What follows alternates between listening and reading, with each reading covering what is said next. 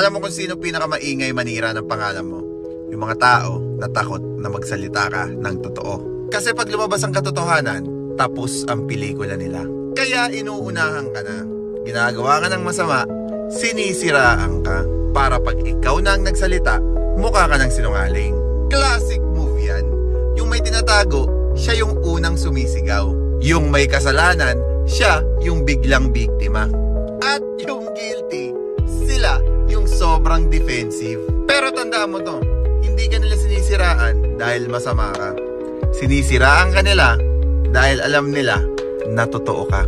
At ang totoo, hindi mo kailangan ipagtanggol ang sarili mo sa mga tao na alam mo naman na nagsisinungaling. Kasi ang katotohanan, tahimik lang.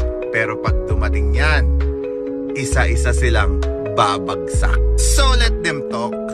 Takot lang sila na pag nagsalita ka, wala na silang kwento. Diba? Peace out.